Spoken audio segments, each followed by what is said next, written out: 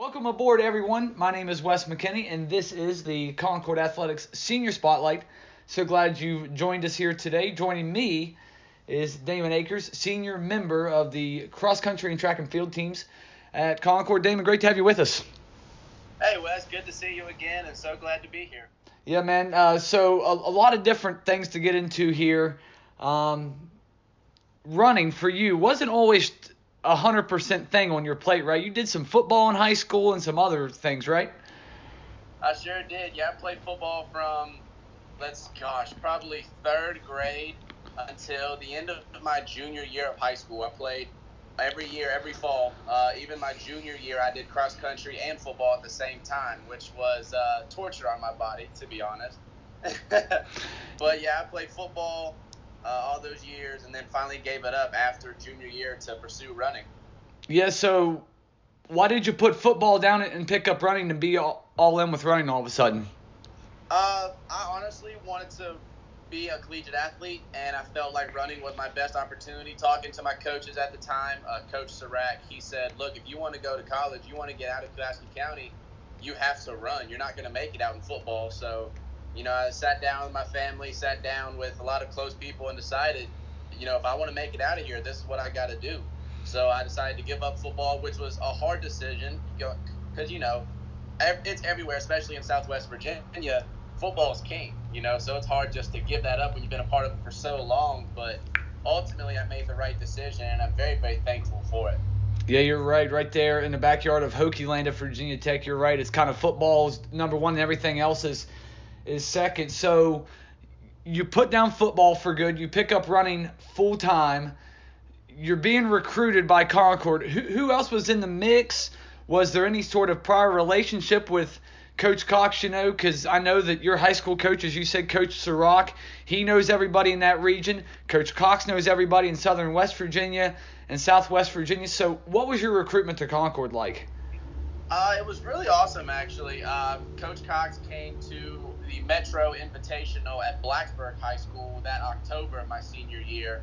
And I actually had a terrible day that day, but Coach Cox still came up to me and said, hey, I want to introduce myself. I'm really interested in you. I'd love to have you and a few of your teammates on campus. And so it was me, Chris Taylor, and Cole Turman. And we all decided, hey, let's go check out Concord. Let's see what this is about. And all three of us went, just us three, no parents. We had a great time traveling up to West Virginia and had a blast. I remember that day sitting with old teammates in the cafeteria, Jonathan Gore, Jacob Meadows, guys like that, and just talking with them and thinking, this place really is like a home environment. I fell in love with the campus, fell in love with the community, loved Coach Cox. I mean, it's hard not to be honest. Sure. But Methodist University was recruiting me as well, really hard. Bluefield College at the time, Roanoke College, Bridgewater. Radford showed a little bit of interest, but not a whole lot. Mostly because they had cut men's track and field my junior year, so Radford was kind of written off the list, to be honest. But ultimately, I decided what felt like home to me, and Concord was that place, so I chose Concord. Yeah, so you mentioned all those other schools. Was it that kind of homey feeling that really sold you on Concord? Oh, absolutely. It absolutely was. I mean, it's an hour away from Pulaski County, where I'm from, so it was close enough that if anything was to happen to my family, I could be there, but far enough away I could really get the full college experience. So just the home environment, the affordability, Coach Cox, the people, everything really just sold me on Concord. Yeah, now you get here, and I don't know if Coach Cox maybe sold you on this during the recruiting process, but man, you get here, and yeah, the foundation's already laid with some upperclassmen, but man, your freshman class, Damon, I mean, you talk about a talent pool. I want to read some things off here real quick. In 4 years or 5 years, 3 cross-country men's titles in the conference, 16 track records. You personally are listed on 9 of those records. And then in track, your freshman, sophomore, and junior year, you guys go second, third at the track and field championships for the Mountain East Conference, and you guys go 142 points, 135 points, and 138 points. Did you guys think any of that was possible when your freshman class, along with those upperclassmen, stepped on campus?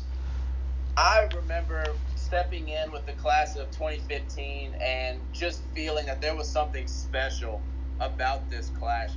I had no idea that we were going to make such a drastic change on campus and on the program, but I just felt something was special about it, honestly. And I told, a lot of the freshman guys that came in with me, was like, look, guys, we can do something special. Like, we can change this program. And we all just kind of said, all right, let's go do it then. The program wasn't really at its highest point when we came in.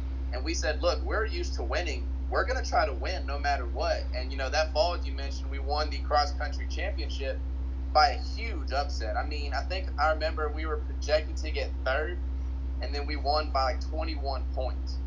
But it was just a special environment. Everyone in that class of 2015/2019 wanted to win. We wanted to be better, and we just fed off of each other, and it was just incredible.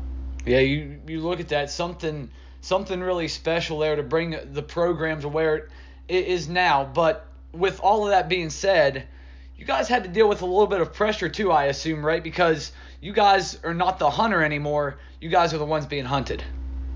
Oh, absolutely. I remember sophomore year, people were like, okay, we got to come for Concord. And just every year after, it was when we came to a meet, people were kind of afraid of us. So it was really cool to have that, but it was also something that none of us were used to. Even high schools, and especially Concord, we weren't used to being the hunted, but we always had the mentality of go get more, don't get satisfied, don't be okay with where we're at. We were winning conference championships the first 3 years. Yeah, that was great. But we wanted to do more. We wanted to compete for a region championship. We wanted to get to the national championship stage. And that's what drove our class. Was we weren't obviously we're very thankful and very blessed to win the conference championships, but we weren't satisfied with that. We again wanted to compete in the Atlantic region and show, look, Concord's here to stay. Yeah, and that was our goal. Yeah, and you guys do get not to the top of the region necessarily, but you guys get there in the form of making it to the national championship. Now, I know that you were injured that year, but what were those conversations like? Because I know I've talked to a couple other guys that said, hey, man, we just beat our head off the wall, figuratively, not literally, obviously, but we just figuratively beat our head off the wall until we got to where we wanted to go. Oh, absolutely. I remember talking with Roger Foster that year, because him and I were in a battle for the 7th position that year, and just saying, look, we don't care who gets it. We just want to compete and better our team and better ourselves. So that year when we make nationals, there wasn't a dry eye in the whole team. The picture of Coach Cox and Coach Moore hugging, Coach Cox crying while talking to you on the phone, is still one of my favorites, just because he works so hard. He puts us through everything day in, day out just to get a shot. We finally make it, and we were so ecstatic. Some people could have jealousy. Oh, I should have been in the top 7. I wasn't that way at all. I was so happy that we were going to make it, and immediately started planning, all right, how are we going to get to Florida? Sure. Now, we talk about the team being on top. Now, let's fast forward here, spring of 2018. You personally are on top in the form of winning 2 individual championships at the conference track and field meet at West Virginia Wesleyan. You win the 1500 to start the day, and then you come back later on and win the 800. What was the build-up like getting to those races? And then kind of take me in, I guess, maybe your mindset going into that day. Oh, man, that year was just incredible. That was such a good year athletically, spiritually. Leading up to conference, it was just, put in the work. You work your tail off for this. Let's just go try to win some championships. The conference is getting better and better, it seems like, every second of every day in every single sport. And track that year was a really good year. Trey Brooks from Charleston was stepping up big time. Devin Rich from Wheeling Jesuit at the time. Jacob Bishop from Wheeling Jesuit. Hunter Riffle from Charleston. So many other guys were just stepping their games up. And I said, if I want to win, I've got to put in twice as much work. And I did that. Listened to Coach Cox, did my doubles, did the workouts, ate right, lifted right. And then leading up to conference, well, that weekend actually, the day before finals, let's see, it was a Sunday, Monday, Tuesday. So Monday night, my dad actually called me and told me that my uncle had passed away. So it was just hard because him and I both looked up to my uncle, and he said, I didn't want to tell you because I didn't want to mess up your races. I said, Pops, that's only motivating me more. Next day, we go in 15, win, and the 800's about an hour or so later, and I win the 800, very tight race. Me and Trey Brooks finished 1-2.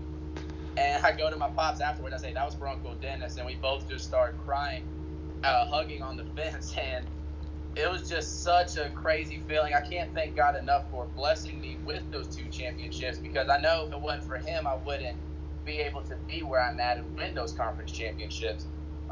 So I just first thank you, God, for everything.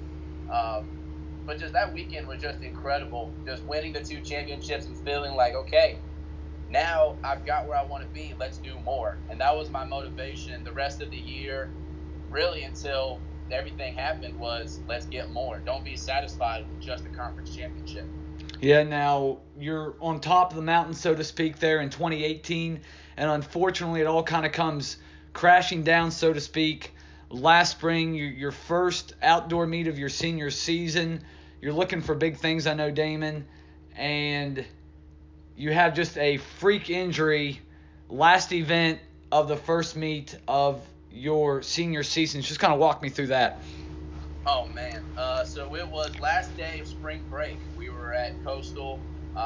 We were getting ready for the 4x4. I already ran the 400 earlier that day. And I ran pretty well. It was really windy. I remember, gosh, it was really, really windy. So I ran like right off my PR in the 400. And I was like, you know what? That's really good right now. Like, we're super excited, talking to coach and everything. 4x4, we get into the hot heat. Me, Corey Carvelli, Trevor Arms, and Jonathan Roebuck were on the 4x4 team that day. We get into the hot heat, so that it is, with Coastal Carolina, St. Augustine, Hampton University, schools like that. So we're excited. I'm telling the guys, look, let's go race our tails off today. Let's just go show them what we're about. Doesn't matter what happens. You give everything you got, man, and we're going to be all right. This is the time. Our season starts today. Let's go. And I'm lead off leg, 100 meters into the 4x4, and I just feel a pop in my knee. And I couldn't move my leg, couldn't do anything. So I'm in lane 7. I step off the track, get us disqualified, and go down. And I didn't know what happened, couldn't feel my leg. I was just freaking out, wondering what the heck is happening. And it turns out that I tore my meniscus and quad at the same time. Like you said, it was just a freak injury. Still don't really know how it happened, but the meniscus, for those of you who don't know, is one of those just overuse injuries. There's no blood flow that goes to it, so if it tears, it's just because of overuse. So maybe it was just God giving me a sign, hey, slow your body down a little bit. But it was hard last year. It really was. I mean, going to meets on crutches and having surgery, and it was just really hard. But I mean, God got me through it. So.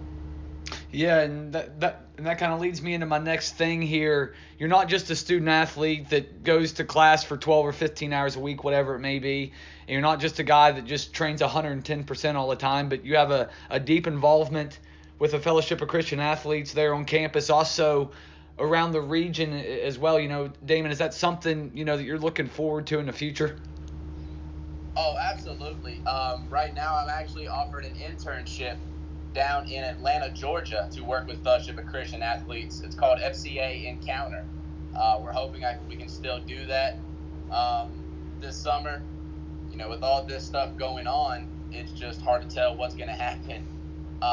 But yeah, I love FCA. I love Jesus Christ, obviously.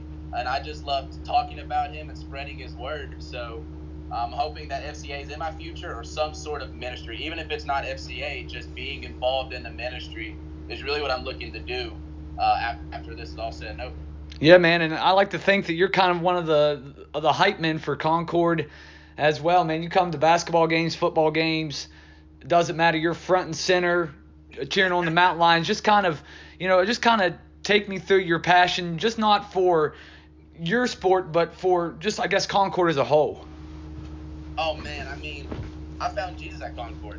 My freshman year, I found Jesus here. I gave my life to Christ, so I automatically just fell in love with it because, again, I fell in love with it my senior year, but after I found Jesus, it was more so of, okay, this is really where I'm meant to be. And I've just loved everything about it. Every place has its ups and downs. No place is perfect, but I've just loved everything about Concord. I love sports. I love football, basketball, all the sports, really. So it's a blessing to do what we do. Only 1.1% of high school student athletes compete in Division II track and field. So it's the blessing even to run track, but to go to the other sports and know how hard they work and have classes with these guys, how can you not root for them, So my passion, it's in the blood. Sure, man. No, I hear you. Well, Damon, man, we appreciate your time here today and your passion for not only your sport, but for just all of Concord Athletics and the campus itself, my man. Whatever is next up for you, we wish you all the best and stay well, okay? Appreciate it, Wes. Hey, stay safe out there.